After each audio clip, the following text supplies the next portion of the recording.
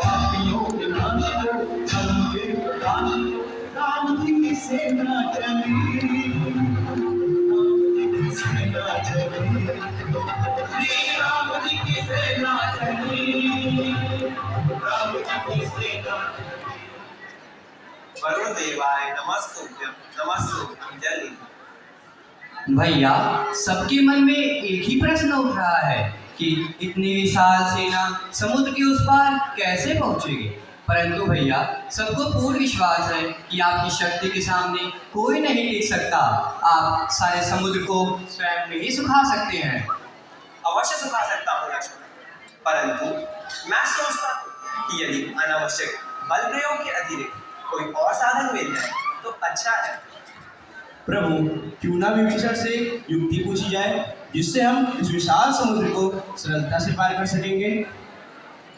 आप ठीक कह रहे हैं महाराज सुग्रीव। महाराज विभीषण, अब आप ही बताइए कि हमारे और लंका के मध्य जो यह विशाल समुद्र है, इस विशाल जलराशि को सेना सहित कैसे पार किया जाए। प्रभु, इसका एक उपाय है।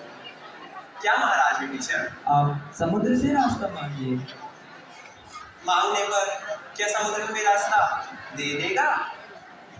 महाराज विभीषण ठीक कह रहे हैं, हमें समुद्र से ही रास्ता मांगना चाहिए। परंतु भैया, मैं मांगने का समर्थन नहीं करता। मांगने से भला कौन कुछ दे देता है, और फिर क्षत्रिय के लिए मांगना शोभा भी नहीं देता।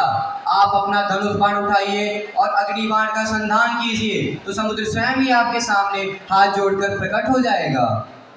लक्ष्मण, धनुष धारण करने का यह अर्थ तो नहीं कि जब जी चाहा बिना कुछ कहे सुने उठा लिया बाण और देरी न। मुझे महाराज विभीषण का मत उचित लगता है। अब हमें समुद्र से प्रार्थना करनी पड़ेगी।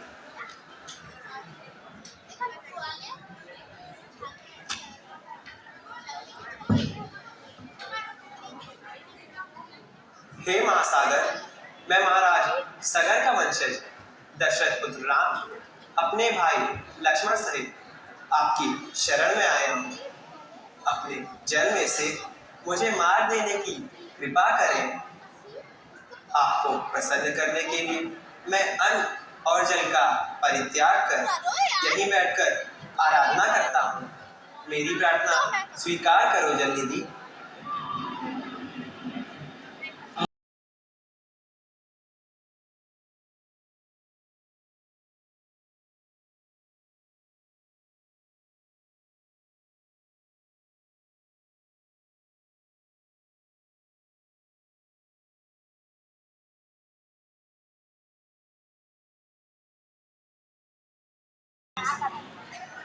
प्रभु को महासागर की उपासना में लीन हुए 2 दिन व्यतीत हो गए। क्या सागर इक्ष्वाकु वंशीय महाराज सगर का उपकार भूल गया? लक्ष्मण भैया तो इस विचार से सहमत थे ही नहीं कि प्रभु महासागर के सामने गिड़गिड़ाए। पता नहीं और कितने दिन लगेंगे।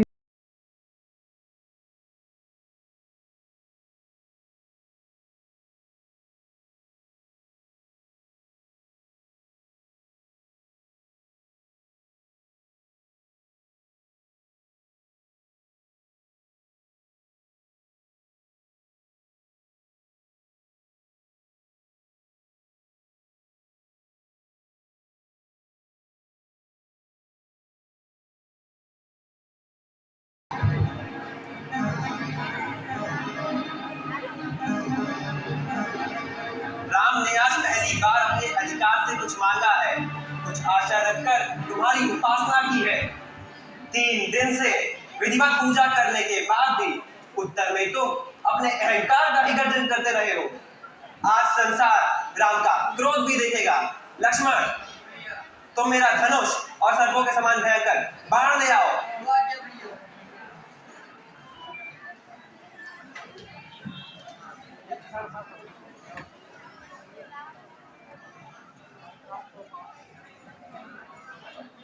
अब मैं ब्रह्मास्त्र का संधान करके इस समुद्र को पाताल तक सौंप लूंगा।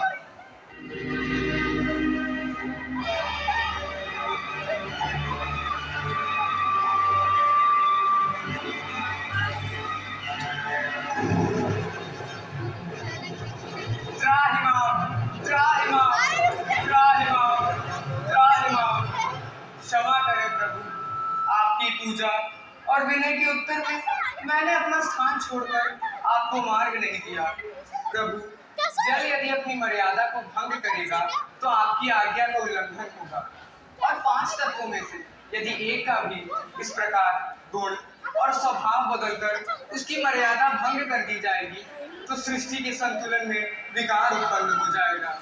प्रभु, यदि आप प्रलय से पहले ही प्रलय लाना चाहते हैं तो आपको अधिकार है, अन्यथा मेरी रक्षा कीजिए प्रभु। हमें आपके वचन से संतोष है। हम आपकी मर्यादा भंग नहीं करेंगे, परंतु हमें वह उपाय बताओ जिससे हमारी सेना भी उस पार उतर जाए और सागर की मर्यादा भी बनी रहे। इसका उपाय तो बहुत सहज है। आपके सेना बंधु में नल, नील नाम के 2 भाई बाल्यकाल में वे बड़े शरारती बालक थे। वे ऋषियों का सामान उठाकर नदी में फेंका, जिससे दुखी होकर एक सिद्ध ऋषि ने उन्हें श्राप दिया कि वे जो कुछ भी सामान उठाकर नदी में फेंकेंगे वह डूबेगा नहीं। आज वही श्राप आपके काम आएगा। नल विश्वकर्मा का औरस पुत्र है, उसे शिल्प कला भी आती है। यदि ये दोनों भाई अपने हाथ से जल में पत्थर डालकर समुद्र पर सेतु बांधने का कार्य करें तो लंका तक एक ऐसा सेतु तैयार हो जाएगा जिसके ऊपर से चलकर आप और आपकी समस्त वानर सेना समुद्र के उस पार पहुंच जाएगी। मैं वचन देता हूँ, इनके द्वारा डाले हुए पत्थरों और उससे निर्मित सेतु को स्वयं ही धारण कर दो। सेतु बंधन में मैं इनकी सहायता करूंगा। इस प्रकार समुद्र को बांधने से तीनों लोकों में आपका सुयश गाया जाएगा। हे रत्नाकर, हे साथ, हम तुम पर बहुत प्रसन्न हैं। तुम्हारी उदारता से हम तुम्हारे प्रेम के ऋणी हो गए। अब मुझे आज्ञा दीजिए प्रभु।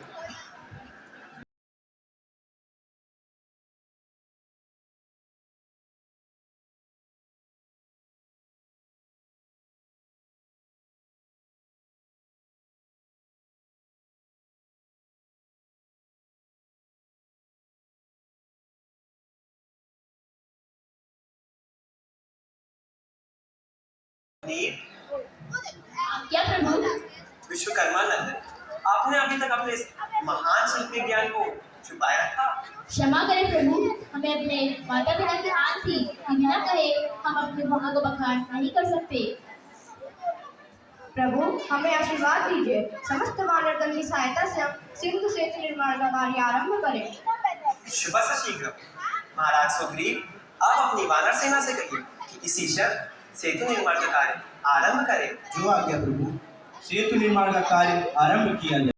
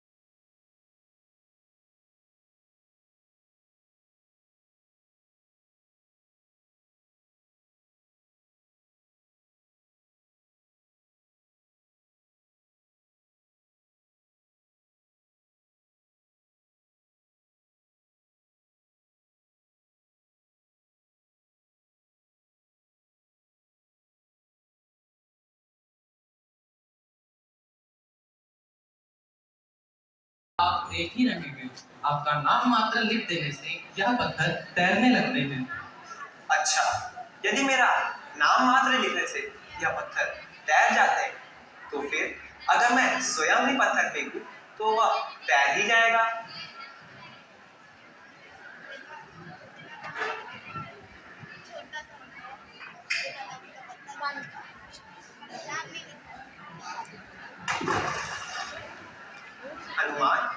ये कैसे हुआ?